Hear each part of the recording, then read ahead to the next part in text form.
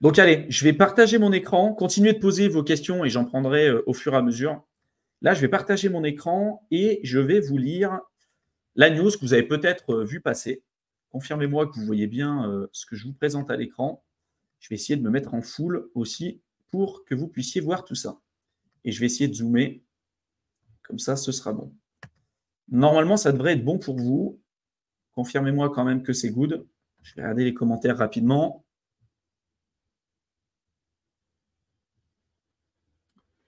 Alors,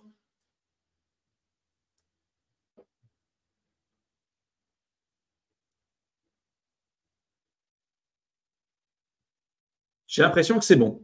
Allez.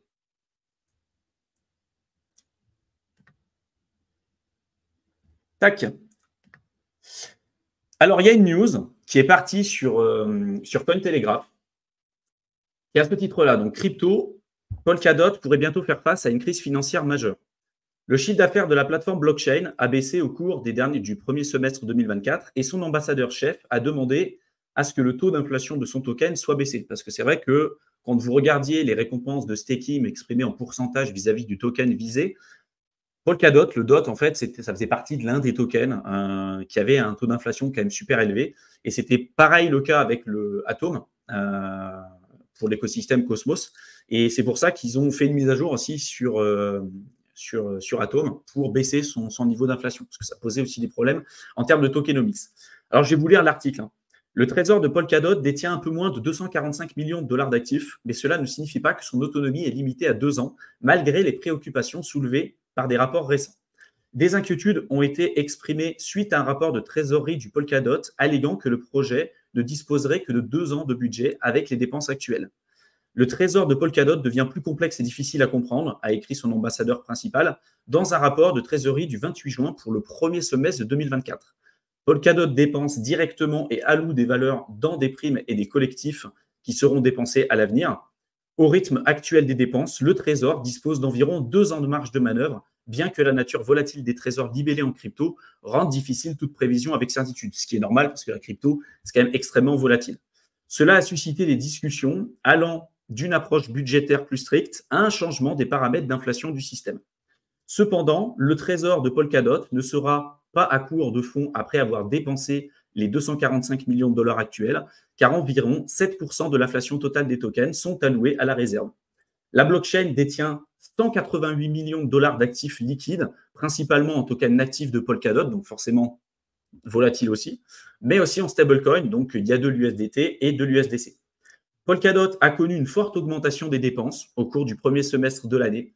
Elle a dépensé 87 millions de dollars au total, dont plus de 40%, 36,7 millions de dollars ont été consacrés à la publicité, aux influenceurs et aux conférenciers et aux événements. Et c'est ça, en fait, où ça a fait énormément jaser. C'est-à-dire qu'il y a une news qui est tombée en disant c'est un peu compliqué pour Polkadot, parce que déjà, en termes d'adoption, c'est difficile. En termes de performance de prix, c'est difficile. Là, on lit un article qui dit qu'il n'y a pas énormément de trésorerie. Et en plus de ça, on se rend compte qu'ils ont fait énormément de marketing pour essayer de faire la promotion de leur projet, ce qui est normal. Hein. En tant qu'entreprise, on fait aussi des publicités via des influenceurs. Et c'est là le sujet aussi de cette vidéo sur lequel je vais vous amener à réfléchir. Pour vous montrer, j'ai trouvé des chiffres concrets pour Polkadot, pour vous montrer ce qui se passe des fois en arrière-plan. Et là, on parle que de Polkadot. Hein. Il y a des projets qui payent bien plus certains influenceurs pour du chill. Et c'est même pas là où ces personnes font le plus d'argent. Là où ces personnes peuvent faire le plus d'argent, c'est quand ils vont être rémunérés directement en token ou une partie de la circulating supply.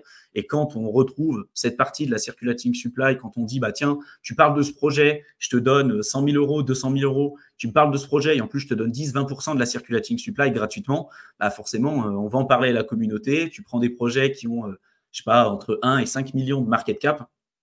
Tu vas en parler à ta commu, les gens vont te faire confiance, ils vont acheter le token, toi tu vas dumper parce que ton coût d'acquisition est égal à 0, donc tu es sûr de gagner en fait à tous les coups. Et c'est là où ça pose des problèmes et c'est là où ça a fait énormément jaser aussi. Parce qu'il y a beaucoup de gens qui disaient moi je fais pas de publicité, je fais pas de sponsoring, je fais pas toutes ces choses-là et leur liste en fait est tombée sur les documents officiels de Polkadot. Donc c'est pour ça que je voulais en parler, non pas non plus pour cracher sur qui que ce soit parce qu'on sait que c'est des choses qui se passent, mais simplement pour pouvoir vous permettre de vous rendre compte de ce qu'il y a en arrière-plan et que vous puissiez vous rendre compte aussi que tout n'est pas tout rose non plus. Donc, Cependant, l'un des fondateurs donc, a déclaré qu'ils ont obtenu plus de valeur pour le DOT en moyenne, car le prix du token a atteint un pic de 11,46 $ en mars 2024, selon son plus haut depuis mai 2022. DOT est depuis tombé à 6,33 $. Alors maintenant, il est un peu plus bas aussi. Il faudra qu'on regarde les prix, mais là, ils avaient mis le prix, je crois, voilà, il est à peu près à 5,50 €. Donc ça a pas mal baissé et je vous montrerai après d'autres infos intéressantes par la suite. Donc, en gros, je vous laisserai y jeter un coup d'œil sur cet article, mais globalement, ce qui l'en retire, ce qu'on est capable de retirer de tout ça, c'est des news comme ça qui tombent en disant, bah voilà, déjà, il y a un projet qui n'a pas des belles performances. Jusqu'à maintenant, des gens qui ont peut-être acheté tôt avec des niveaux super élevés lors du précédent cycle, qui se disent, tiens, là, il y a un peu tout qui augmente, sauf mon projet. Sauf que Polkadot, bah, ça reste quand même un projet aujourd'hui de cycle 2 avec un ancien schéma narratif. L'interopérabilité entre les blockchains, c'est pas là où il y a les meilleurs...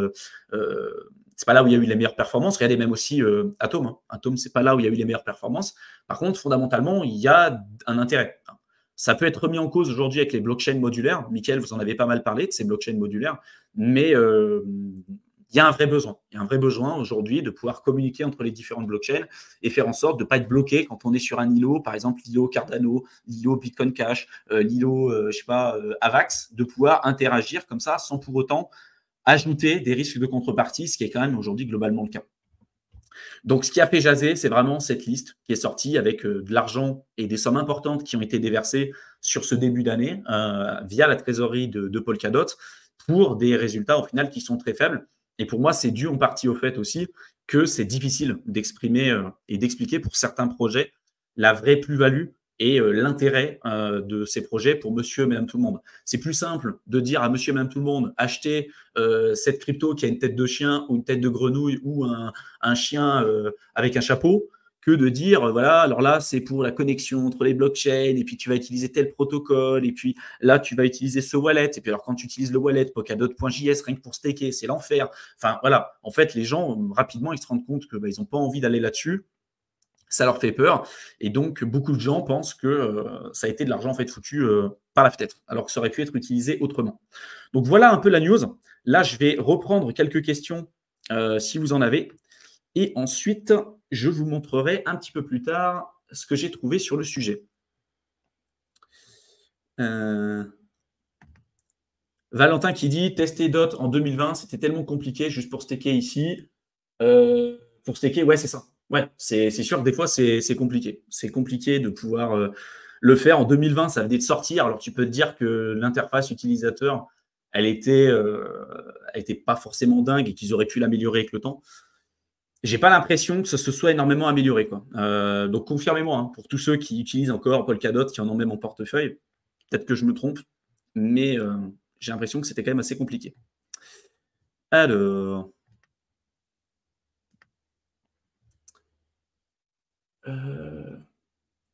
Bon, je vois qu'il y a pas mal de trolls dans les commentaires. Je vais en virer quelques-uns. J'ai pas envie de perdre mon temps avec ça. Voilà. Il y en a certains qui sont là juste pour faire chier, comme d'habitude.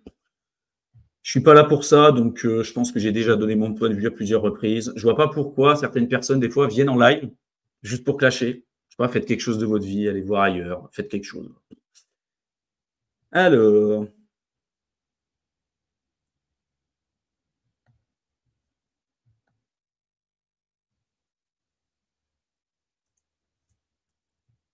Tac, tac, tac.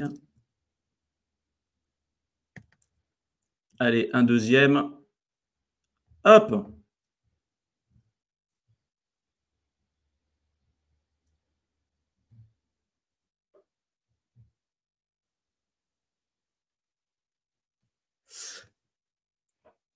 Allez, c'est bon. J'en ai sorti quelques-uns. Ça devrait être mieux. Nickel.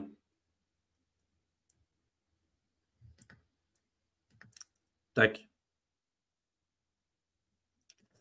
Alors, Alex qui dit, très simple d'utiliser Polkadot via Talisman, par exemple. Alors, il faudrait que j'essaye. S'il y en a certains qui ont déjà testé Polkadot avec Talisman, dites-le moi. Mais moi, c'est vrai que j'ai utilisé plutôt Polkadot.js, qui était celui qui était notamment mis en avant par les fondateurs. Donc, il faudrait que j'essaye. De voir. Donc, je vais continuer ce que je voulais vous présenter, alors LVMH qui dit « Après, depuis 2020-2021, j'avoue que je ne suis pas allé voir d'autres. J'en ai sur Ledger, on verra bien. » Alors, je vais vous montrer. En fait, j'avais fait des vidéos sur Ledger et sur Polkadot aussi. Je vais vous partager tout mon écran.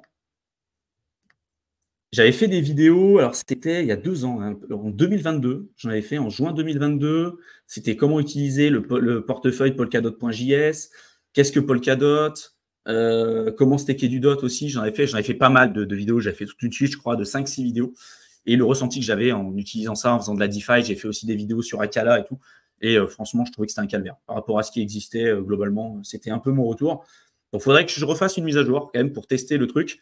Mais quand même, hein, quand vous allez en fait sur DeFi Lama, regardez, hein, la TVL, 65 000 $ de TVL sur Polkadot valorisé, il faudrait jeter un coup d'œil. Hein. Polkadot, aujourd'hui, valorisé à 8 milliards. 8 milliards, bon, 65 000 balles de TVL. Bon, voilà, ça laisse un peu à désirer. Il y a peut-être d'autres choses qui se passent en arrière-plan, mais voilà, c'était peut-être pas leur objectif de faire de la DeFi. Il y a peut-être d'autres choses qui se passent. L'objectif, c'était de faire aussi des parachains. Il y a eu pas mal de choses qui se sont passées là-dessus. Mais globalement, je n'ai pas l'impression qu'il y ait énormément d'utilisateurs. Voilà. Quand on voit les chiffres, c'est clairement mort. Et autre chose que je voulais vous montrer pour aller dans la suite de ce que je vous ai présenté tout à l'heure. Alors, je vais repartager mon écran peut-être d'une manière différente. Comme ça sera plus simple. Tac. Je vais vous partager ça. C'est parti. Confirmez-moi que c'est bon pour vous, mais normalement, vous voyez mon écran. Donc là, c'était les performances de DOT, en fait. Hein. Si vous allez sur CoinMarketCap et que vous regardez sur l'intégralité en fait, du chart, vous voyez très bien en fait, qu'il y a des augmentations. Là, on est passé, je crois que c'était à peu près 50. Le top, je crois que c'était 55 $ pour Polkadot lors du précédent cycle. Et puis ensuite, bon, bah forcément, on a eu une correction. Et en fait, c'est une charte qu'on retrouve sur la plupart des coins de cycle 2, en fait. Hein. Il y a très peu. L'une des seules exceptions, c'est par exemple Injective Protocol ou Solana. Voilà, c'est l'une des rares exceptions qui ont eu des très belles performances, ou aussi le BNB, qui ont dépassé leur ATH avant même d'avoir, entre guillemets, la vraie période euphorique de bull run avec la phase de alt season et tout ce qui s'ensuit. Mais globalement, c'est à peu près la charte qu'on retrouve sur la plupart des grosses cryptos de cycle 2 sur des anciens schémas narratifs ou de cycle 3 sur des anciens schémas narratifs. Et pour continuer ce que je vous ai évoqué tout à l'heure sur l'article, ce qui est sorti, c'est qu'en fait, ils ont fait énormément de marketing pour faire la promotion en fait, de leurs produits. Et bon, les chiffres parlent quand même d'eux-mêmes. Hein. Ils étaient à 287 000 $ par mois pour faire la promotion auprès d'influenceurs de crypto. Et en fait, 287 000, c'est même en dessous, parce qu'en fait, ils sont à bien plus que ça, vous allez voir. Là, il y a un document officiel en fait, de Polkadot qui est sorti avec des contrats qui ont été effectués plutôt au niveau US avec des gros influenceurs crypto, d'une certaine manière, ceux qui ont un gros compte.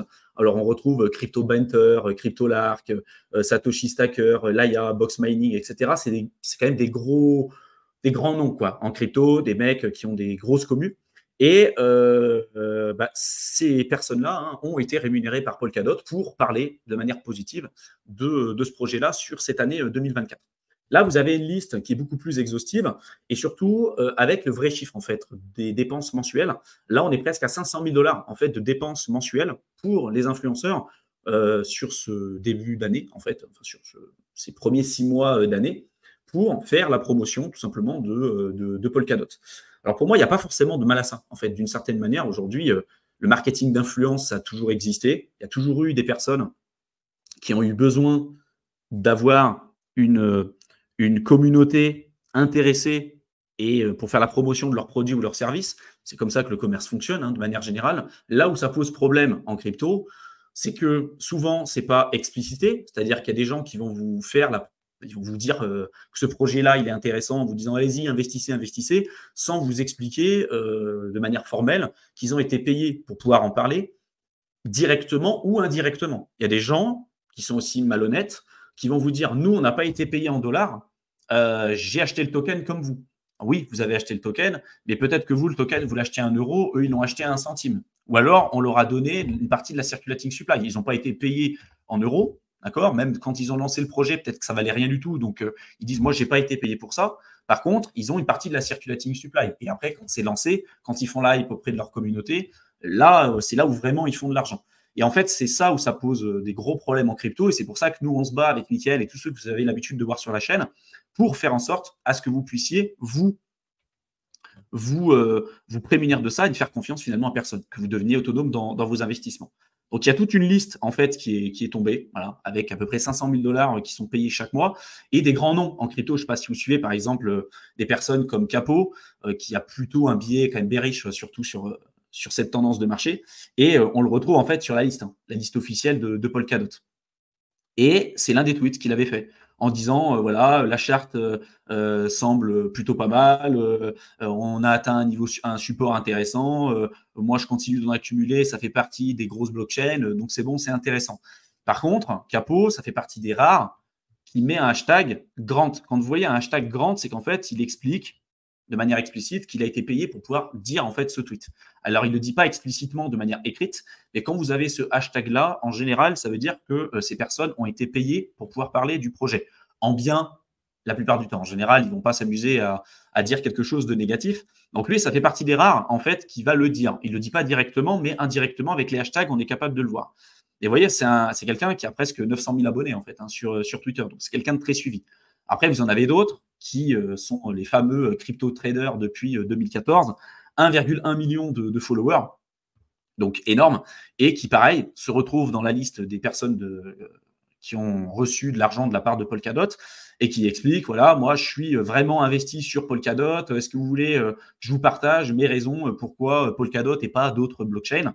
Et donc, il fait un thread, et au final, on sait que c'est un thread qui a été payé. C'est pour ça qu'il ne faut pas forcément faire confiance à n'importe qui. Et c'est vraiment super important pour vous de vous faire votre propre idée, parce que sur YouTube et sur Internet, il y a tellement de gens aujourd'hui qui vont dire le marketing, les gens, ils ont été payés pour parler d'un projet, c'est mal. Non, encore une fois, le marketing d'influence, c'est pas mal, à condition que ce soit fait correctement, à condition qu'on ait un vrai recul sur le sujet et qu'on ne fasse pas les choses n'importe comment. Mais il ne faut pas se leurrer non plus. Toutes les personnes qui sont sur YouTube aujourd'hui sont là pour gagner de l'argent, de manière directe ou indirecte. Citez-moi une personne aujourd'hui qui est sur YouTube et qui ne gagne pas de l'argent, qui ne monétise pas sa communauté d'une manière ou d'une autre. En crypto, c'est évident. Il y en a qui vont, par exemple, lancer leur propre projet. Il y en a d'autres qui vont faire de l'affiliation. Il y en a qui vont vendre leurs propres produits, des produits digitaux, des produits physiques, ou de rediriger vers un produit ou un service qu'ils auront développé. Et voilà, globalement, c'est toujours comme ça. Et le fait de développer une communauté, c'est quelque chose qui vaut de l'argent.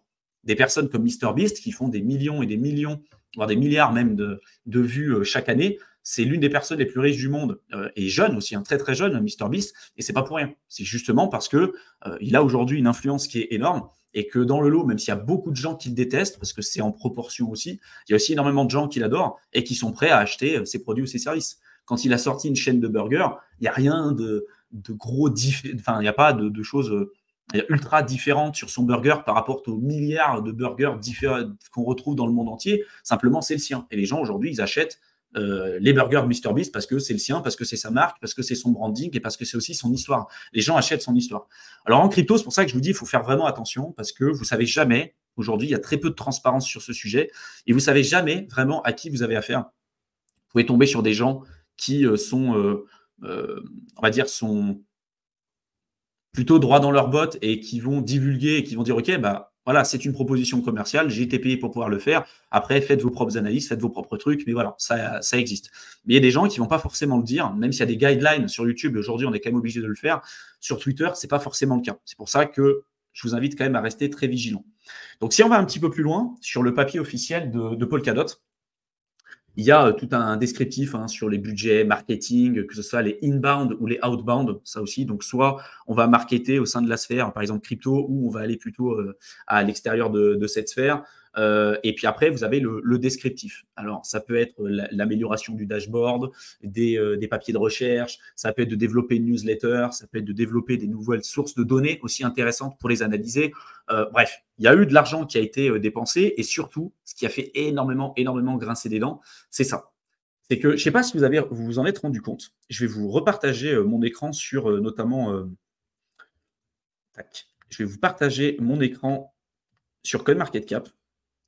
Et je pense que vous l'avez remarqué, mais si vous avez été comme moi, vous avez dit, punaise, c'est quoi ce truc? Là, sur CoinMarketCap, vous voyez, on a le logo de Polkadot qui est animé. Selon vous, et mettez-moi dans la section commentaires, selon vous, ce logo animé, ça a coûté combien? À être fait. Combien aujourd'hui Polkadot a payé pour ce logo? Et c'est ça en fait qui a fait énormément grincer des dents. Beaucoup, bien plus que la promotion qu'on connaît, qui est déjà évidente sur la crypto. Mais d'après vous, ce logo-là, combien de temps ça peut mettre pour le mettre sur CoinMarketCap? Et surtout, combien d'argent Polkadot a payé pour avoir ce logo? Dites-le moi dans la section commentaires et on va voir celui qui aura été le plus proche. Après, on est d'accord. Hein. Dites-moi pas, c'est 50 euros. Hein. Oui, ça ne prend pas énormément de temps pour pouvoir le faire. Mais on est quand même sur l'un des sites les plus indexés, les plus connus. Donc, ils payent aussi une partie de marketing. C'est l'histoire d'attirer un peu l'attention et la vue sur leur projet. D'accord? Mais j'ai bien envie de voir, selon vous, combien vous pensez que ça coûte ce genre de truc? Alors.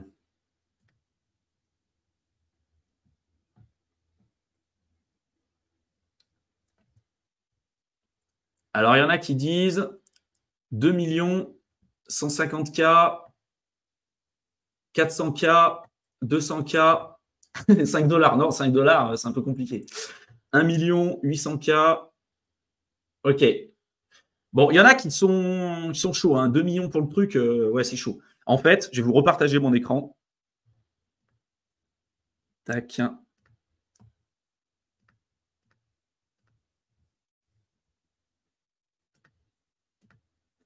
Je vais le rezoomer. Donc, c'est 500 000 dollars. Bon, il y en a qui ont été au-dessus, hein, qui étaient proches.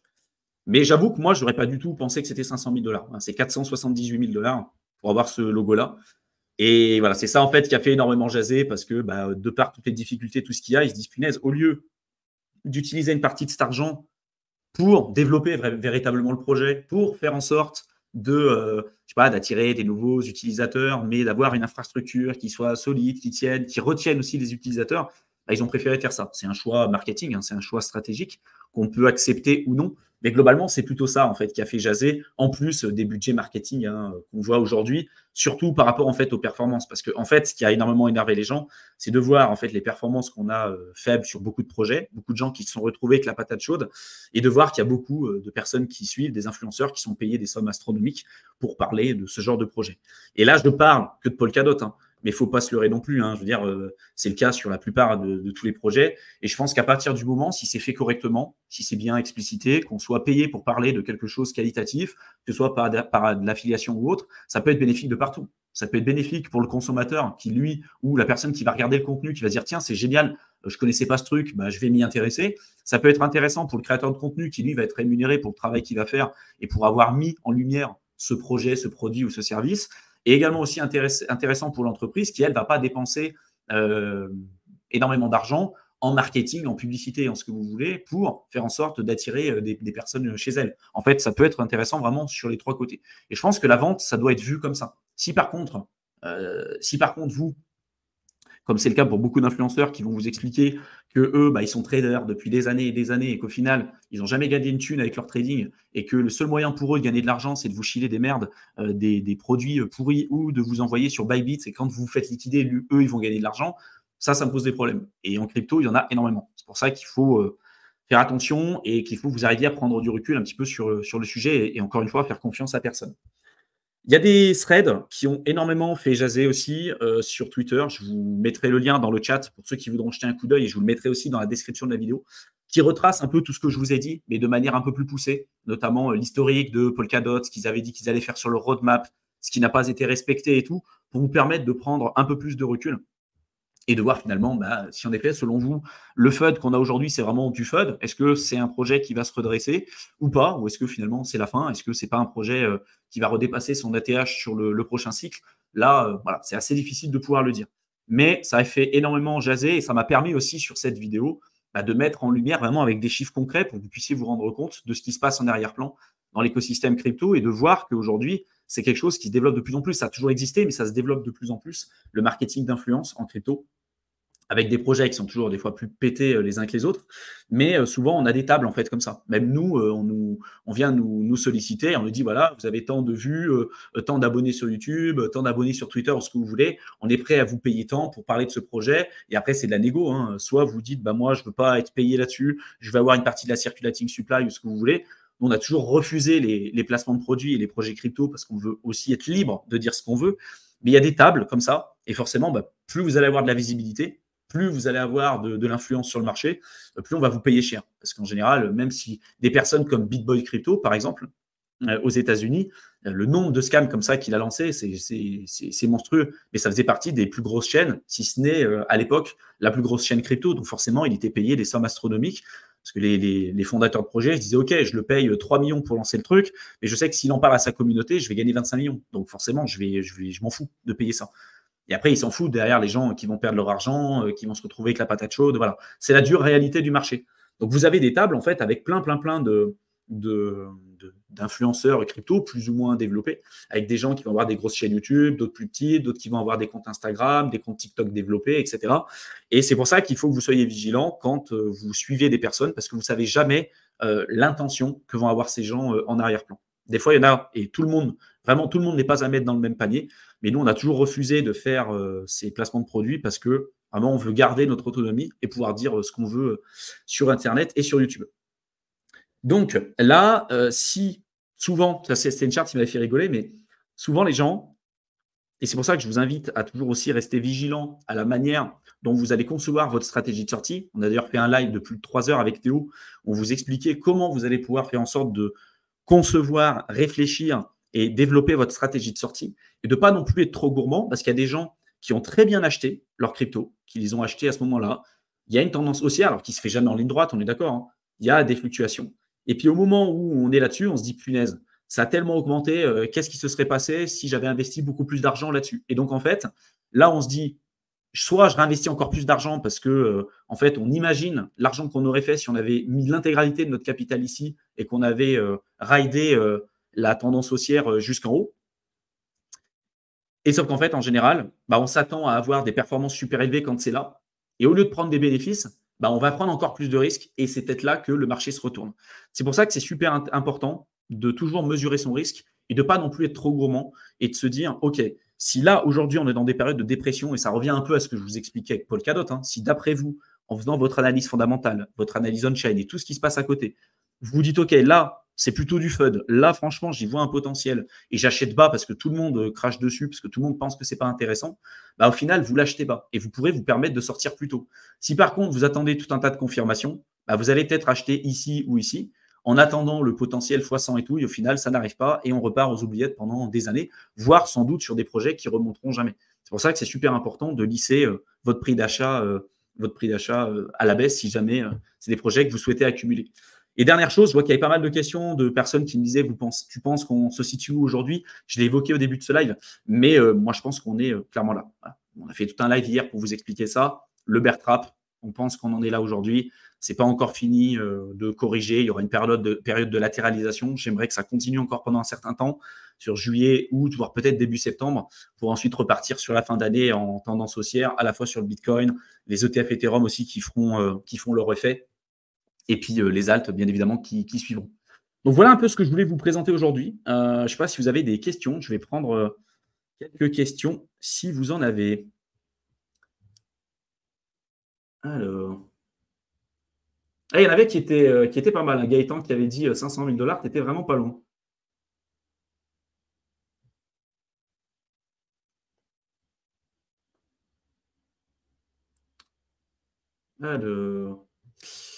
Alors LVMH qui dit en vrai c'est ridicule de faire ça, mais vu que tu en parles beaucoup trop. Alors je pense que tu parles du marketing d'influence. Je pense que c'est ça. Mais en fait, je sais que pour beaucoup de gens qui sont en crypto, ils ne sont pas forcément à l'écoute, ou ils ne savent pas forcément comment ça fonctionne. En fait, il y a beaucoup de gens qui sont naïfs, qui font confiance, malheureusement. Et on sait comment ça se passe. Voilà. Aujourd'hui, les naïfs en crypto, comme dans l'investissement, hein, c'est un peu les dindons de la farce. Donc, voilà. C'est pour ça que je réitère mes propos et j'ai décidé de faire ce live aussi aujourd'hui, parce que là, des chiffres étaient tombés et c'était l'occasion aussi de vous donner les infos. Pour un GIF à 2 balles, je ne mettrai pas plus. Après, tu vois, encore une fois, Joe, c'est un choix stratégique. Tu as des boîtes qui se disent, moi, je pense que c'est intéressant. Moi, à titre personnel, je t'avoue que c'est pareil. Je ne pense pas que j'aurais dépensé autant d'argent sur ce logo-là. Tu vois. Et après, ils testent. Pour eux qui avaient une trésorerie, à l'époque, je ne sais plus combien c'était, sur 2021, plusieurs milliards qu'ils avaient. Alors, c'est toujours pareil, c'est exprimé en dot, tu vois. C'était comme FTX qui disait, moi, j'ai des réserves, mais la grosse majorité de leurs réserves, c'est exprimé en FTT. Donc, forcément, quand le FTT s'est écrasé, bah, ils avaient presque plus de réserves, quoi, jusqu'au moment où ils ont fait faillite. Donc, il faut faire attention à la manière dont est dénominé aussi les réserves de ces différentes entreprises. Mais voilà, il y en a qui essayent des trucs. Bon, je ne pense pas que ce soit un choix stratégique intéressant. J'aurais aimé qu'ils utilisent plutôt cet argent-là, tu vois, pour développer des nouveaux protocoles, des trucs pour attirer les utilisateurs, en fait. C'est l'argent des investisseurs. Alors oui, il y a eu des levées de fonds. Ouais, c'est l'argent des investisseurs. C'est aussi le fruit de leur travail. Hein. Ils ont le droit de faire un peu ce qu'ils veulent. Hein. En fait, mine de rien, tu vois, il y a pas, à part le Bitcoin, il n'y a pas une crypto, et c'est là aussi où je rejoins aussi d'une certaine manière les Bitcoin Maxi, il n'y a pas une crypto qui va être d'une certaine manière ultra décentralisée. En fait, tu as toujours une problématique liée à un individu spécifique. Tu vois, tu as toujours une tête de gondole. Tu vois, Satoshi, aujourd'hui, on ne sait pas qui c'est. On ne sait même pas si c'est un homme, si c'est une femme, si c'est un groupe d'individus, on ne sait même pas s'il est mort. Enfin, tu vois, on n'en sait rien. Donc, en final, là, on est vraiment sur quelque chose de résistant à la censure, décentralisé et tout ce que tu veux, parce que tu n'as pas une entité qu'on va pouvoir venir attaquer ou qu'on va pouvoir venir payer ou obliger à dire des choses pour influencer son projet. Tu vois. Vitalik, si demain Vitalik meurt, même si le projet Ethereum pourrait encore vivre, parce que c'est aussi un écosystème qui est décentralisé, je pense que ça ferait énormément de mal au projet. Tu vois. C'est comme Roger Ver pour Bitcoin Cash, c'est comme Charlie Lee pour Litecoin. Enfin, tu vois, en fait, comme Charles Hoskinson aussi pour Cardano. Tu as plein de têtes de gondole sur chaque projet parce qu'au final, c'est comme si tu investissais d'une certaine manière dans des startups. Même si la réalité, c'est que c'est des protocoles, mais tu as quand même des entités, tu as des développeurs, tu vois, tu as des gens qui sont payés, tu as du marketing, tu as des trucs. Le seul vrai protocole sur lequel tu n'as pas tout ça, en fait, c'est Bitcoin. Tout le reste, c'est un peu comme si tu investissais en tant que venture capitaliste sur des petites entreprises. Donc après, voilà, ils font après avec l'argent, ils font ce qu'ils veulent. Tu en as qui décident de dire, comme EOS, hein, qui avait levé 4 milliards sur 2017 en disant on va être l'Ethereum killer, avec Dan Larimer qui lui était la tête de gondole, il avait développé plein d'entreprises qui avaient très bien fonctionné et tout. Et au final, on s'est rendu compte que il n'a absolument pas réussi à tenir ses promesses, comme 100% des personnes qui disaient on va remplacer Ethereum. Hein. En général, ils se mettent EVM compatible parce qu'ils se rendent compte qu'ils ont beaucoup plus à gagner en se mettant compatible à Ethereum que l'inverse. Et c'est pour ça que toutes les blockchains ne sont pas EVM compatibles. En général, elles galèrent pour l'adoption. Et donc, il y a eu 4 milliards qui ont été levés et puis au final, ils ont abandonné en cours de route. Ils ont eu une attaque de l'ICC, mais ils ont payé, franchement, je crois que c'était rien du tout. Ils avaient payé 12 millions. Vraiment, c'était rien par rapport à ce qu'ils ont levé. Et les infrastructures qu'ils ont développées, ça ne valait pas autant d'argent. Donc, aussi, tu vois, dis-toi, tu as des boîtes. Imagine aujourd'hui, tu veux développer une boîte, je sais pas, tu te dis, vas-y, je veux révolutionner les vélos. Tu vois un truc, tu vois un marché, tu veux révolutionner les vélos. Et là, tu arrives, tu te dis, OK, je veux lancer le truc parce que tu vois qu'il y a vraiment un besoin à ce moment-là. Tu veux développer le truc pour les vélos. Et donc, tu fais une levée de fonds parce que tu n'as pas l'argent. Donc, tu as peut-être mis un peu d'argent de ta poche, mais ouais, tu dis, vas-y, je vais lever, je dis que je veux lever à peu près 2 millions. D'accord? Et puis, sur ton business plan, tu dis que tu vas arriver d'ici 10 ans, 15 ans, si tu développes bien le truc, à une boîte qui pourrait être valorisée à 20 millions, 20, 25 millions. OK. Donc, tu trouves des investisseurs, des gens qui te font confiance, et au final, tu fais une levée de fonds. Et les mecs directs, ils te payent 30 millions. Tu t'attendais pas à ça, tu t'attendais à 2 millions. Et là, on te dit, OK, bah, c'est bon, on va te donner 30 millions, comme ça, tu ne vas pas attendre 15 ans pour développer ton truc. Par contre, nous, on veut que ta boîte, elle passe, qu'elle passe les 100 millions, milliards, et que ça devienne une multinationale. Toi, comme beaucoup de gens, ce que font en crypto, peut-être que tu feras, tu diras, attends, là, j'ai 30 millions d'un coup. Pourquoi je vais me faire chier à développer le truc?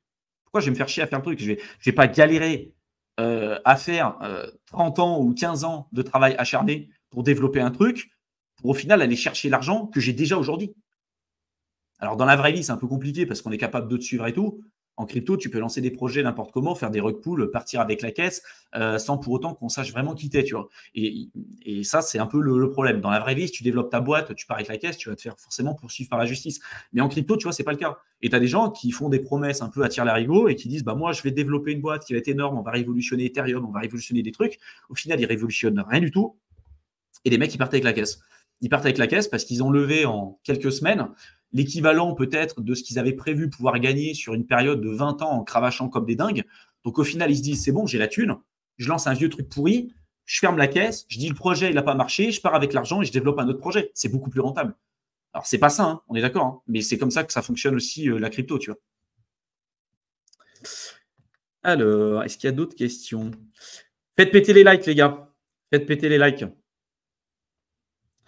Alors, Laurent qui me dit, est-ce que c'est une bonne ou une mauvaise idée? Je pense que tu parles du truc sur CoinMarketCap. Franchement, je pense que ça sert à rien. Franchement, hein, je pense que ça sert à rien. Je pense qu'il y a plus à faire là-dessus. Tu vois, tu as des projets qui performent très bien. Tu prends le BNB. Alors, tu me diras, CoinMarketCap, ça a été racheté par la Binance Smart, ça a été racheté par Binance. Donc, c'est un peu aussi parti pris, tu vois. Mais je pense que si tu as un bon projet, si tu as un bon fondamental, si tu développes correctement ton infrastructure et tout, je pense pas que c'est un logo qui va changer quoi que ce soit, en fait. C'est un peu de la poudre, comme dirait l'autre, de la poudre de perlimpinpin, hein, d'une certaine manière. Mais voilà, c'est pas un choix stratégique que j'aurais décidé de faire. Après, je suis pas dans les bottes de Gavin Wood.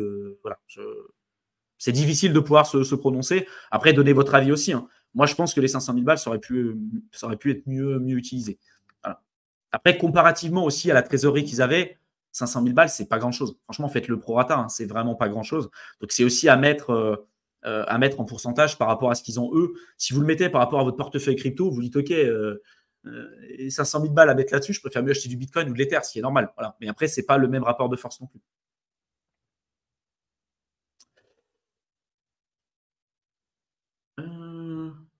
Le token DOT a peu d'utilité. Bah oui, mais après, comme beaucoup de projets. Après, l'utilité ne fait pas le prix. C'est un peu le problème aussi des mêmes coins. C'est des projets qui ont des super performances avec zéro utilité. Beaucoup de gens pensent que fondamentalement, un projet qui va avoir de l'utilité, c'est plus intéressant qu'un projet qui n'en a pas. Ça dépend. Ça dépend.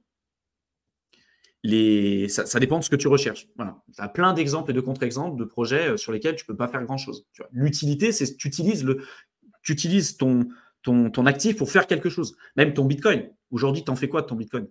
Tu l'achètes, tu le hold. Tu n'en fais rien.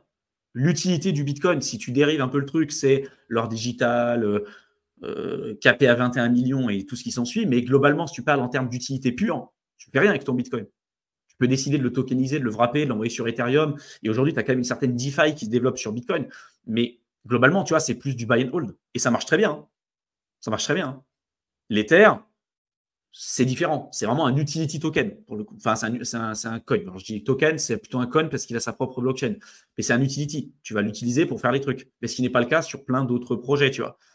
C'est vrai que, autre que le fait de faire du staking avec ton DOT ou participer au parachain, franchement, il n'y a pas grand-chose que tu pouvais faire. Mais attention, c'est pas forcément dire, c'est pas parce que ce projet, il a pas énormément d'utilité que sa valeur fondamentale est pourrie. Quoi. Tu vois, ça, je veux dire. Tu peux avoir des projets qui fondamentalement sont très bien, qui ont très peu d'utilité, qui ont des très belles performances, ou l'inverse, des projets qui ont énormément d'utilité, mais avec des performances qui sont pourries. Et en fait, vous êtes là aussi pour gagner de l'argent. Donc, tu vois, c'est un peu ça le truc aussi. C'est pas sur Polkadot que je vais rentrer en tout cas. Bah, en fait, c'est ça. C'est que tu te dis, en fait, tous ceux aujourd'hui, moi, ce que je remarque, c'est que tous ceux aujourd'hui qui poussent énormément Polkadot, c'est des gens qui ont la patate chaude depuis le précédent cycle. Et c'est le cas sur tous les projets, en fait. Tous ceux qui ont acheté le plus haut, ils ne peuvent pas se dire je vais louper un cycle haussier ou ça ne va pas remonter, c'est pas possible. Je ne peux pas accepter la perte. Et des fois, il vaut mieux, et c'est un peu l'adage en investissement, laisser courir ses gains et couper ses pertes. Et c'est ça qui est super important, en fait, en crypto et ailleurs. Et des fois, il vaut mieux se dire, OK, ce projet-là, franchement, je ne le vois pas remonter et j'ai pas envie de louper un bull run. Bah, il vaut mieux se dire, OK, j'ai de l'argent là-dessus, je le prends et je le mets sur des projets qui auront peut-être plus de chances de performer. Il y a des personnes, on en avait parlé, hein, des gens qui ont investi sur le XRP depuis 2017, qui sont restés sur le cycle en fait de 2017 et qui ont loupé à cause aussi en partie de ce qui s'est passé avec la SEC, mais qui ont loupé tout le cycle précédent.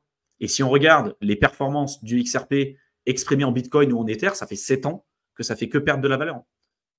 Donc c'est pour ça que le dernier live qu'on avait fait, l'avant-dernier live qu'on avait fait avec Mickaël,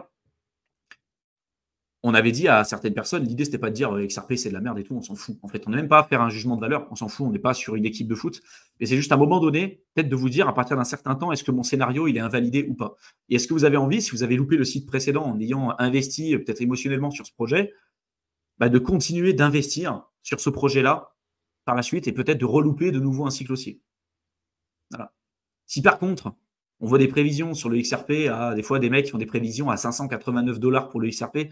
Et moi, franchement, je souhaite des gains monstrueux à tous ceux qui ont du XRP depuis 2017 parce que faut avoir quand même des coronesses, il faut en avoir des grosses paires pour se dire punaise. Depuis 2017, j'ai acheté le top de 2017, tu as renforcé sur toutes ces périodes-là, tu as subi tous les problèmes liés à la SEC, les fondateurs qui dumpent leurs tokens, tout ce qui s'ensuit, tu as loupé tout le précédent cycle, peut-être que tu vas relouper ce cycle-là ou une partie, et te dire là, tu arrives à dépasser le précédent ATH et tu arrives finalement à gagner de l'argent, j'ai envie de dire bravo, on est tous là pour gagner de l'argent. Mais moi, c'est un choix stratégique. En fait, la probabilité de te dire qu'un projet qui a perdu pendant 7 ans de la valeur vis-à-vis du Bitcoin ou de l'Ether arrête à un moment donné de le faire parce qu'il y a une news vis-à-vis de la SEC qui va sortir, je pense que c'est de l'utopie. Ce n'est pas le scénario que je privilégie et je pense que mon capital, il est beaucoup mieux investi ailleurs.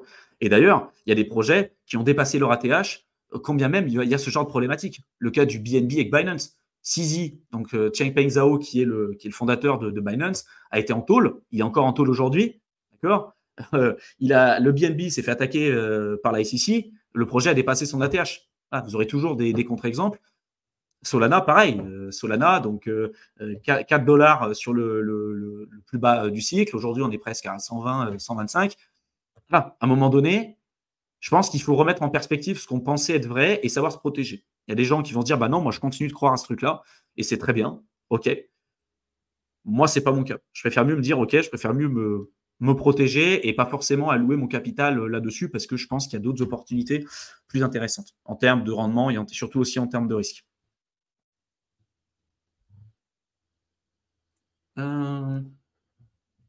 Gaëtan qui dit « Le fait de parler d'une crypto, c'est le fondement de la publicité et du marketing, ce qui est valable pour tout produit, régime, formule sportive, entreprise, voire la consommation courante. » Exactement. Et en fait, en France, on n'aime pas ça. C'est-à-dire qu'en France, et je le vois, ça fait des mois que je vois qu'il y a certaines personnes qui arrivent dans les commentaires, qui mettent leur petit truc haineux. Dès que tu commences à parler de ce que tu fais, peu importe, d'une manière ou d'une autre, que tu t'exprimes et que tu dis aux gens je propose quelque chose, je vends quelque chose. Ah là là, l'argent c'est mal, l'argent c'est sale. À quel moment tu te permets de proposer quelque chose sur ta chaîne que tu as développé, sur ton audience, sur ton truc. Voilà, donc c'est typiquement français. Aux États-Unis, c'est pas comme ça, hein. C'est vraiment acté. Mais parce qu'aussi, on est dans une mentalité qui est totalement différente.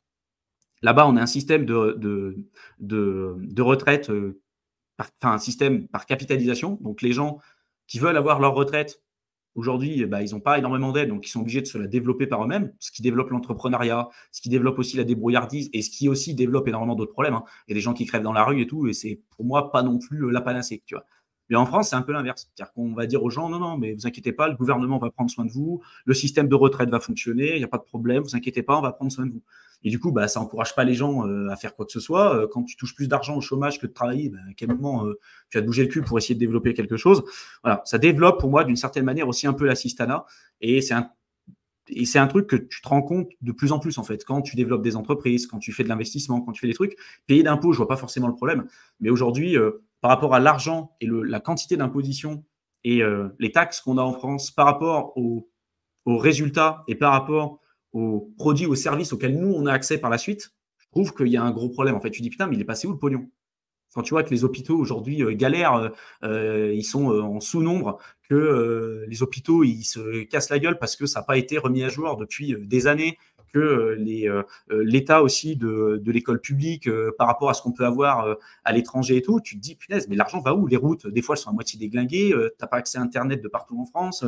Tu vois, on n'est clairement pas à plaindre par rapport à beaucoup d'autres pays, hein. Je suis allé en Thaïlande aussi, il y a d'autres problèmes, tu vois. Mais tu vois, ça m'interroge. Je me dis, putain, par rapport on fait partie des pays en Europe, même dans le monde, qui ont l'imposition la plus élevée. Et je pense que quand on a ça, on doit avoir des infrastructures et on doit avoir un service qui doit être au même niveau que les charges payées. Et j'ai l'impression que ce n'est pas le cas. Ça fait des années que ce n'est pas le cas. Et c'est pour ça qu'aussi les gens ne sont pas contents et qui se révoltent. Et après, c'est cette mentalité de dire le gouvernement va me venir en aide. Le gouvernement va augmenter mes aides, va augmenter mes trucs. Et je pense que ça n'encourage pas le libre arbitre, la responsabilité personnelle, le développement personnel, l'épanouissement personnel aussi. Et voilà, c'est la mentalité dans laquelle je suis depuis des années, de me dire de toute façon, j'attends rien de personne. La retraite, je pense que les jeunes comme nous n'en auront pas.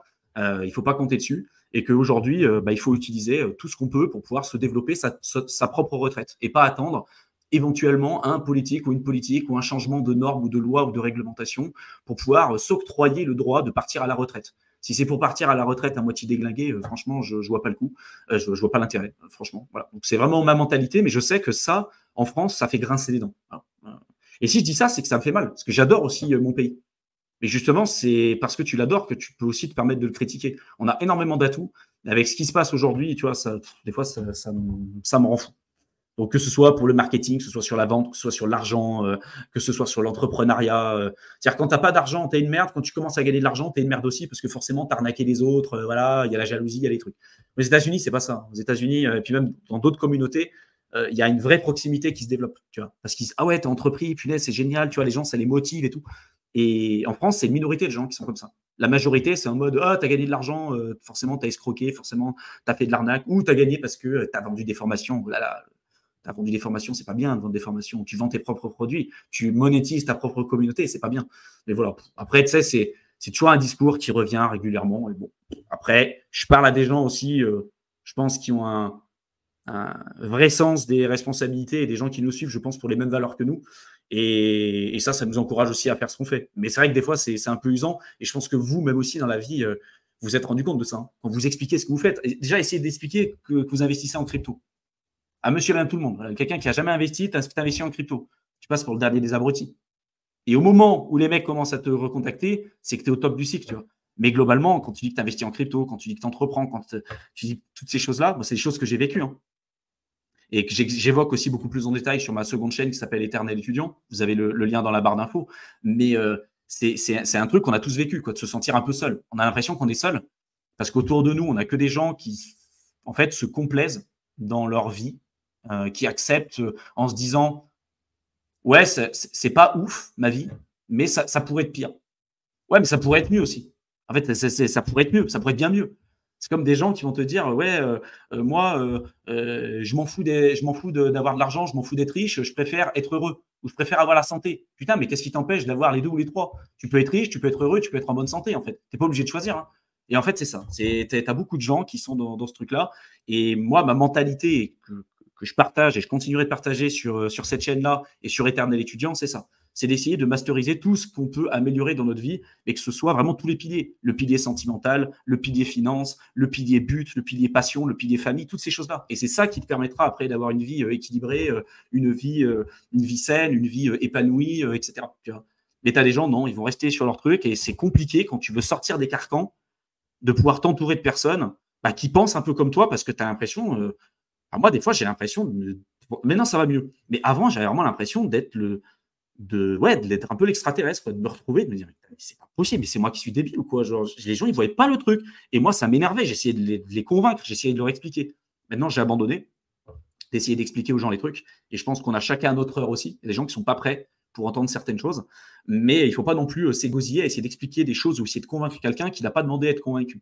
Mais c'est un chemin par lequel on est tous passés. Et voilà, c'est une digression importante parce que je pense qu'on l'a tous vécu.